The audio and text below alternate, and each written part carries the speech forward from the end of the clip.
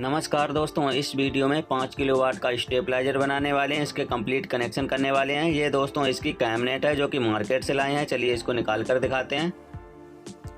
तो यह है दोस्तों इसका फ्रंट पैनल। सबसे पहले इसमें लगाएंगे वोल्ट मीटर 500 वोल्टेज का।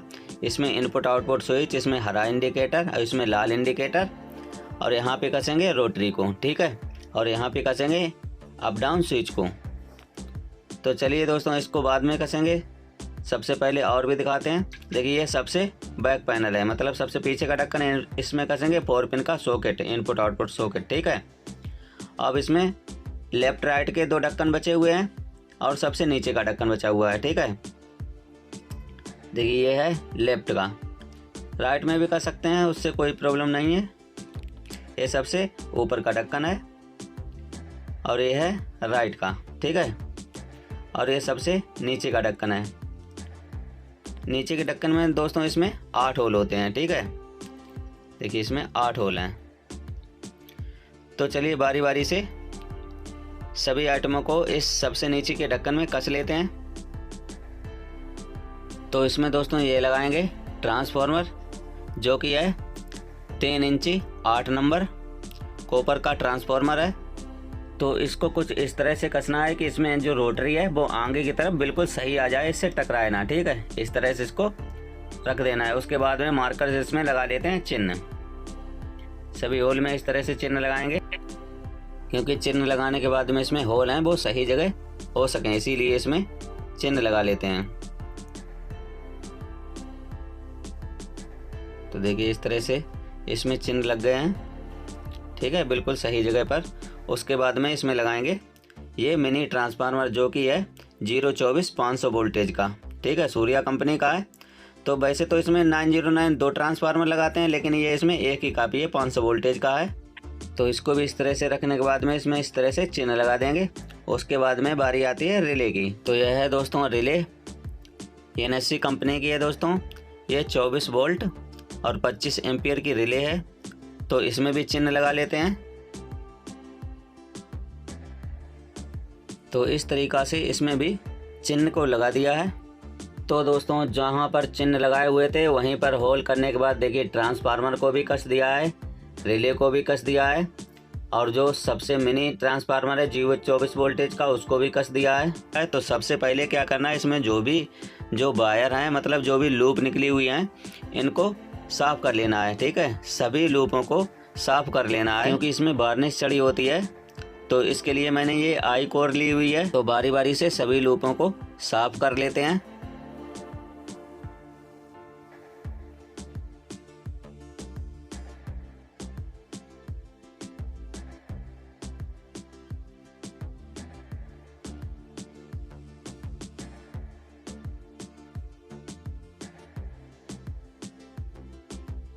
तो इस तरीक़ा से सभी लूपों को साफ़ कर लिया है। उसके बाद में इसमें लगा लेंगे वायर। तो मैंने ये 8 वायर ले लिए हैं, जो कि हैं 2.5 mm। तो बारी बारी से सभी वायर सभी लूपों में लगा देंगे।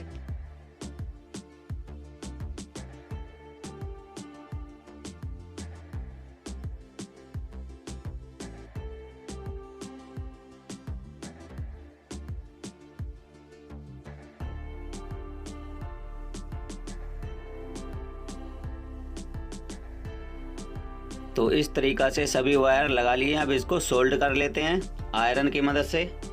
तो सबसे पहले इसमें इस तरह से पेस्ट लगा देंगे, जिससे कि सोल्डर है वो सभी वायरों में आसानी से सोल्ड हो जाए।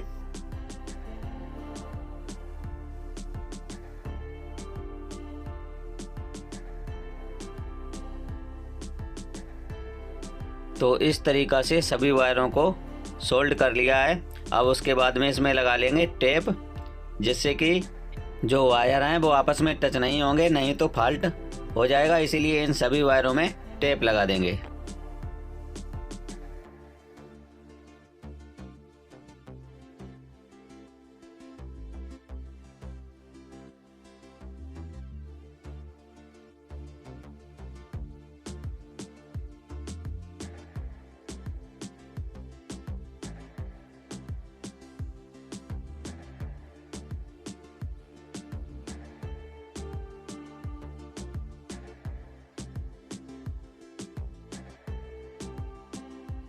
तो इस तरीक़ा से सभी वायरों में टेप लगा दिया है। तो सबसे पहले इसमें कनेक्शन करेंगे रोटरी के और ट्रांसफार्मर के कनेक्शन करेंगे। वैसे तो मैंने बहुत से वीडियो में ट्रांसफार्मर और रोटरी के कनेक्शन किए हुए हैं, लेकिन एक बार फिर रोटरी और ट्रांसफार्मर के कनेक्शन बताने वाले हैं। दोस्तों ये है रोटरी 8 वे 1 पोल और ये 30 एम्पियर की रोटरी है। तो चलिए दोस्तों रोटरी को बाहर निकाल लेते हैं। तो इस तरीक़ा से दोस्तों रोटरी को बाहर निकाल लिया है।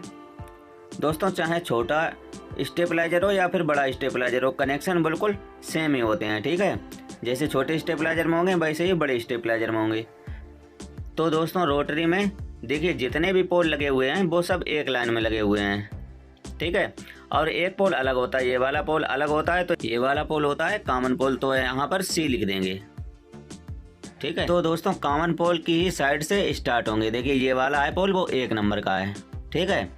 ये वाला है 2 नंबर का और ये वाला 3 नंबर का पोल है। ये वाला 4 नंबर का पोल है, ये 5 नंबर का, और ये 6 नंबर का पोल है, ये 7 नंबर का पोल है और ये सबसे लास्ट 8 नंबर का पोल है, ठीक है। तो इस तरह से नंबर बाई नंबर सभी पोल लगे हुए हैं।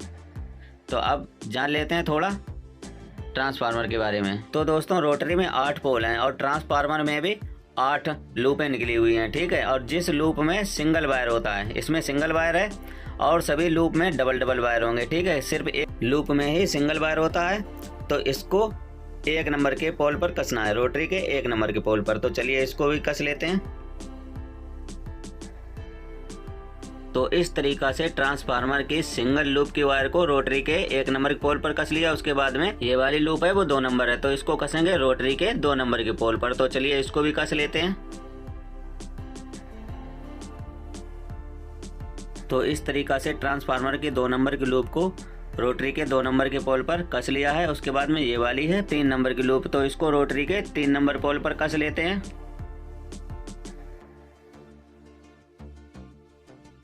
तो इस तरीक़ा से दोस्तों ट्रांसफार्मर के 3 नंबर की लूप को रोटरी के 3 नंबर पोल पर कस दिया है। उसके बाद में देखिए जो कॉमन पोल है उसको छोड़ देना है, क्योंकि कॉमन पोल पर रोटरी का कोई भी वायर नहीं कसा जाएगा। उसके बाद में रोटरी के 4 नंबर की पोल पर ट्रांसफार्मर के 4 नंबर के वायर को कस लेना है। तो चलिए इसको भी कस लेते हैं। तो इस तरीक़ा से ट्रांसफार्मर की 4 नंबर की लूप को रोटरी के 4 नंबर पोल पर कस लिया। उसके बाद में ये है 5 नंबर की लूप, तो इसको रोटरी के 5 नंबर पोल पर कसना है। तो चलिए इसको भी कस लेते हैं। तो इस तरीक़ा से ट्रांसफार्मर की 5 नंबर की लूप को रोटरी के 5 नंबर पोल पर कस लिया। उसके बाद में ये वाली है 6 नंबर की लूप, तो इसको रोटरी के 6 नंबर पोल पर कसना है। तो चलिए इसको भी कस लेते हैं। तो इस तरीक़ा से ट्रांसफार्मर के 6 नंबर की लूप को रोटरी के 6 नंबर पोल पर कस लिया। उसके बाद में ये वाली 7 नंबर की लूप है, तो इसको 7 नंबर के पोल पर कसेंगे। तो इस तरीक़ा से ट्रांसफार्मर के 7 नंबर की लूप को रोटरी के 7 नंबर पोल पर कस लिया। उसके बाद में सबसे लास्ट ये है 8 नंबर की लूप, तो इसको रोटरी के 8 नंबर पोल पर कस लेना है। तो चलिए इसको भी कस लेते हैं। तो इस तरीक़ा से सबसे लास्ट वायर को रोटरी के 8 नंबर पोल पर कस दिया है। तो इस तरीक़ा से दोस्तों रोटरी के कनेक्शन हो गए हैं। अब कनेक्शन करेंगे अप डाउन स्विच के। तो चलिए उसके भी कनेक्शन कर लेते हैं। यह है दोस्तों अप डाउन स्विच 4 वे 2 पोल और ये 15 एम्पियर का अप डाउन स्विच है। तो चलिए इसको डिब्बे से बाहर निकाल लेते हैं। तो इस तरीक़ा से इसको डिब्बे से बाहर निकाल लिया है। देखिए इस तरह से इसको घुमाएंगे तो इसमें कुछ भी समझ में नहीं आएगा, लेकिन मैं जिस तरह से बताऊंगा उस तरह से आपको सबको समझ में आ जाएगा, ठीक है। तो इसमें दोस्तों ये वाली पोल सबसे लास्ट में लगी हुई है, ठीक है। तो इसी में एक वायर को कस लेना है। तो चलिए इसमें एक वायर को कस लेते हैं। तो इसके लिए मैंने लाल रंग का वायर ले लिया है। तो चलिए इसको सबसे आखिरी पोल पर कस लेते हैं। तो इस तरीक़ा से इस वायर को कस लिया है। उसके बाद में इसका जो दूसरा छोर है उसको लगाएंगे रिले की इनपुट वाली पिन में, ठीक है, रिले की इनपुट वाली पिन में। तो रिले को खोल कर दिखाते हैं कि रिले की इनपुट वाली पिन कौन सी होती है। तो इस तरह से रिले को खोल लिया है। देखिए जो ये वायर लगी हुई है तो यही इनपुट वाली पिन है, ठीक है। तो इसी में इस वायर को कस लेना है। तो चलिए इसको कस लेते हैं रिले की इस इनपुट वाली पिन पर। तो इस तरीक़ा से रिले की इनपुट वाली पिन पर इस वायर को कस लिया है। तो दोस्तों जो ये वायर लगा हुआ है इस पत्ते के ऊपर, और ये पत्ती है वो हमेशा इस पिन पर टच रहती है। ये आउटपुट की पिन होती है और ये इंडिकेटर के लिए होती है और ये कॉइल की पिन होती है। ये जो कॉइल लगी हुई है ये दोनों पिनें कॉइल की हैं, ठीक है। तो चलिए रिले को कस लेते हैं। तो इस तरीक़ा से रिले को कस लिया है। उसके बाद में जो ये वायर कसी हुई है जिस पोल में, उसके पीछे वाली पोल है, इस पोल में भी एक वायर को कस लेना है। तो चलिए इसमें भी एक वायर को कस लेते हैं। तो उसके लिए भी दोस्तों ये लाल रंग की वायर ले ली है। तो चलिए इसको इस पिन पर कस लेते हैं।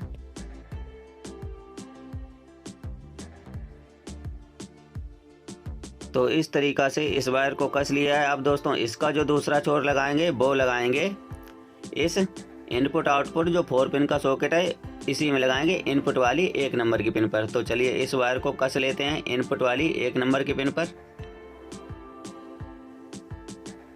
तो इस तरीक़ा से इस वायर को भी कस लिया है। उसके बाद में 2 वायर और ले लेने हैं इस तरीके से। अब इन दोनों वायरों को इकट्ठा करके इनपुट की 2 नंबर की पिन पर कस लेना है। तो इस पिन पर, तो चलिए इसको भी कस लेते हैं। तो इस तरीक़ा से इन दोनों वायरों को कस लिया है। उसके बाद में इसको इस तरह से निकाल लेना है। अब दोस्तों इसमें सिर्फ एक वायर, देखिए जो छोटी वायर है उसको इस 3 नंबर के होल से इस तरह से निकाल लेना है और इसको 3 नंबर की पिन पर कस लेना है। तो इस तरीक़ा से इस वायर को भी कस लिया है। उसके बाद में दोस्तों जो ये वायर बची हुई है इसको बाद में लगाएंगे। सबसे पहले अप डाउन के बचे हुए कनेक्शन भी कर लेते हैं। तो इस तरह से दोस्तों इसमें 2 वायर लगा लिए हैं जो कि सबसे अलग लगे हुए हैं, ठीक है। उसके बाद में उसी के जस्ट पास वाले एक वायर यहाँ से यहाँ पर, एक वायर यहाँ से यहाँ पर लगा लेना है। तो चलिए 2 वायर और ले लेते हैं। तो इस तरीक़ा से 2 वायर और ले लिए हैं। चलिए अब इनको बारी बारी से कसेंगे।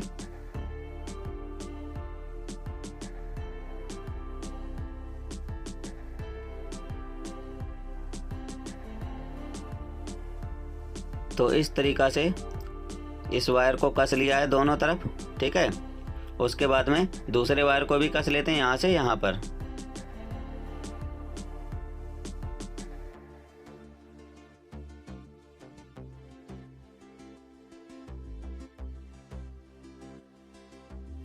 तो इस तरीक़ा से दोस्तों इस वायर को कस लिया है। अब दोस्तों एक वायर यहाँ से यहाँ पर और दूसरा वायर यहाँ से यहाँ पर कस लिया है। उसके बाद में 2 वायर और ले लेने हैं, एक यहाँ पर और एक यहाँ पर। जो पहले 2 वायर कसे हुए हैं उसी के साथ में 2 वायर और कसना है, ठीक है।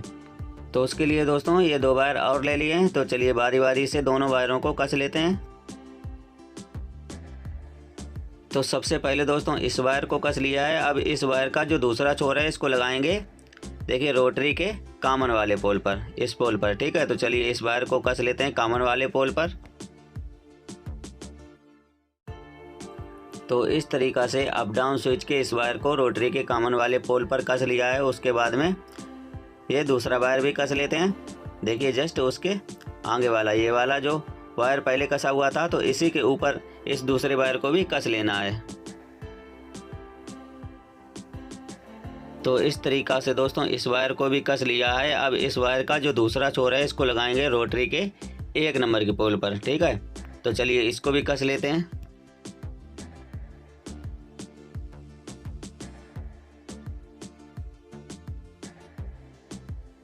तो इस तरीक़ा से अप डाउन स्विच के दूसरे वायर को भी रोटरी के 1 नंबर पोल पर कस लिया है। तो अब दोस्तों सबसे पहले फ्रंट पैनल में रोटरी और अप डाउन स्विच को कस लेते हैं। तो इस तरीक़ा से फ्रंट पैनल में रोटरी को और अप डाउन स्विच को कस लिया है। तो चलिए दोस्तों अब बाकी के कनेक्शन भी कर लेते हैं। तो ये इनपुट आउटपुट स्विच में जो वायर लगा हुआ है तो इस वायर को उमेटना है जो ट्रांसफार्मर में मेन वायर लगा हुआ है इसी में, इस तरह से, ठीक है। और इसी में ये जो 024 का ट्रांसफार्मर लगाया हुआ है इसका भी एक वायर इसी में उमेट लेना है। तो चलिए इसको भी उमेट लेते हैं। तो इस तरीक़ा से इस वायर को उमेटने के बाद में एक वायर और ले लेना है। जैसे कि ये मैंने हरे रंग का वायर लिया हुआ है तो ये वायर भी इसी मेन वायर में उमेट लेना है। तो चलिए इसको भी उमेट लेते हैं। तो इस तरीक़ा से इसको उमेट लिया है। उसके बाद में प्लास की मदद से इसको थोड़ा तिरछा कर देना है जिससे जो वायर हैं वो सरकेंगे नहीं। तो इस तरह से तिरछा करने के बाद में इसको आयरन की मदद से कर देंगे सोल्ड।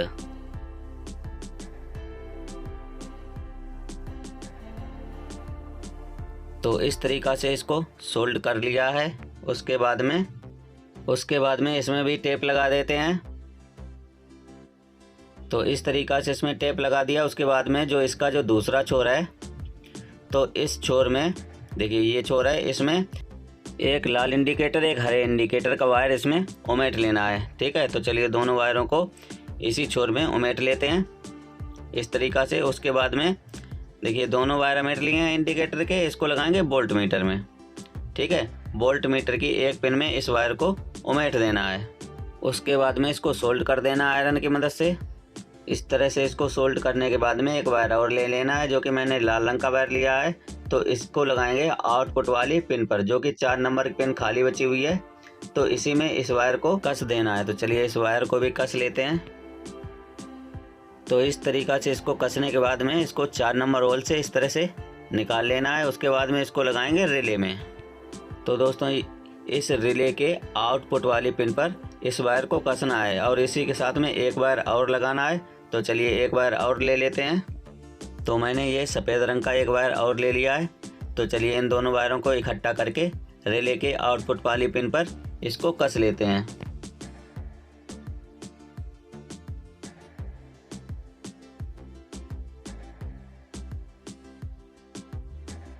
तो इस तरीक़ा से इस वायर को भी कस लिया है।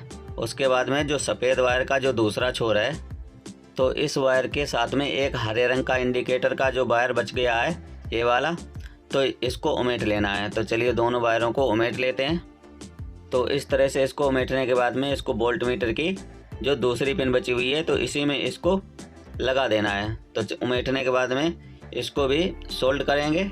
तो इस तरीक़ा से इसको सोल्ड कर लिया है। उसके बाद में जो लाल इंडिकेटर है उसकी एक वायर बची हुई है, ये वाली वायर, और एक वायर जो मिनी ट्रांसफार्मर है 024 इसका वायर, तो इसको लगाएंगे रिले की इनपुट वाली पिन पर। तो चलिए इसको भी सोल्ड कर लेते हैं। तो इस तरीक़ा से इस वायर को भी सोल्ड कर लिया है। उसके बाद में जो मिनी ट्रांसफार्मर की 2 वायर बची हुई हैं, ये कट प्लेट में लगेंगी, इसको बाद में सोल्ड करेंगे। सबसे पहले इस इंडिकेटर की वायर को सोल्ड कर लेते हैं। तो इसमें अभी एक वायर और लगाएंगे, क्योंकि ये अभी वायर है वो छोटी है। तो मैंने ये लाल रंग का वायर ले लिया है। तो चलिए इस वायर को उमेट देते हैं इस तरीके से, उसमें टेप लगा देंगे। तो अब दोस्तों इस वायर को लगाएंगे इस रिले के इस पिन पर। तो चलिए इस पिन पर इसको कस लेते हैं, क्योंकि ये इंडिकेटर की पिन होती है। तो इस तरीक़ा से इंडिकेटर के वायर को कस लिया है। उसके बाद में इसमें कट प्लेट लगाएंगे। ठीक है, तो चलिए कट प्लेट के भी कनेक्शन कर लेते हैं। तो दोस्तों कट प्लेट में जहाँ पर टी और टी लिखा हुआ है, तो इसके वायर लगेंगे ट्रांसफार्मर में जो मिनी ट्रांसफार्मर है वहाँ पर।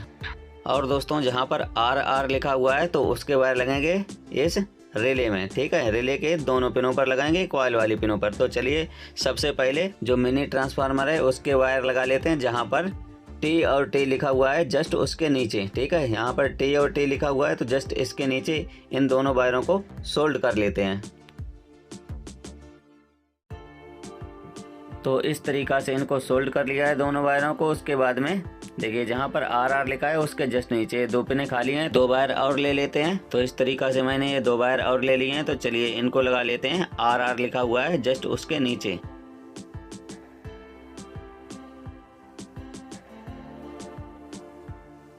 तो इस तरीक़ा से दोनों वायरों को सोल्ड कर लिया। अब इन दोनों वायरों को लगाएंगे रिले की कॉइल पर।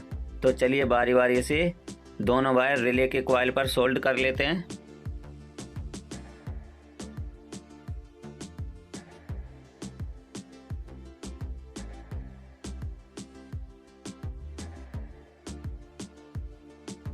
तो इस तरीक़ा से दोनों वायर सोल्ड कर लिए हैं। तो दोस्तों इसके सारे कनेक्शन हो गए हैं। अब इसमें मेन लीड लगा करके इसको चेक करके दिखाते हैं। तो ये दोस्तों बिजली की लीड है। तो बारी बारी से दोनों वायर इनपुट आउटपुट सॉकेट में कस लेते हैं इनपुट की तरफ।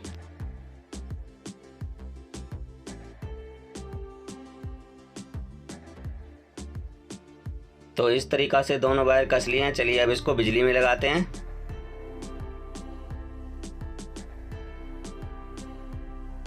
तो इस तरीक़ा से इसको बिजली में लगा दिया। अभी इसमें लाइट नहीं आई है। देखिए इसको मेन की तरफ किया तो इसमें लाइट आई, मतलब ये जो नोब कसी हुई है वो अभी उल्टी कसी हुई है, तो इसको खोलकर इसको पलट लेंगे, ठीक है, क्योंकि इसको डाउन की तरफ होना चाहिए।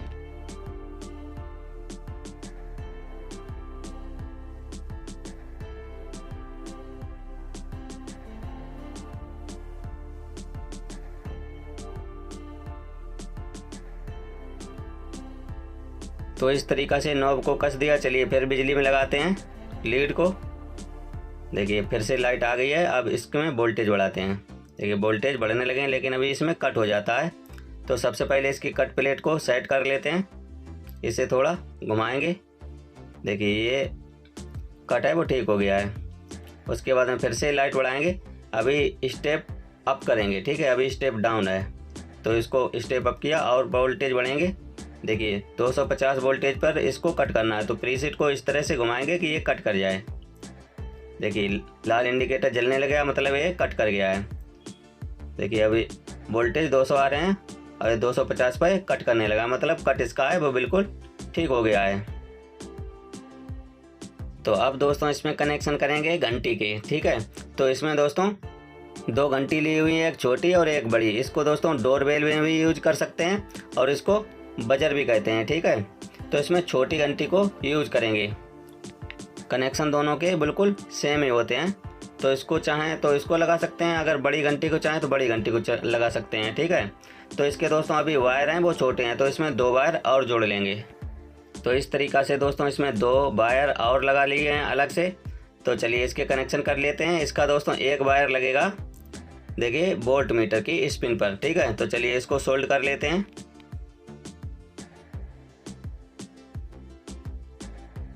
तो इस तरीक़ा से इसके पहले वायर को सोल्ड कर लिया है, ठीक है। उसके बाद में जो इसका दूसरा वायर है वो लगेगा रिले में, ठीक है, रिले के बीचों बीच वाले पिन पर। तो ऐसा समझ लीजिए कि जहाँ पर ये लाल इंडिकेटर का वायर लगा हुआ है वहीं पे ये घंटी का भी वायर लगेगा, ठीक है। तो चलिए इसका वायर भी इंडिकेटर वायर के साथ में कस लेंगे, ठीक है।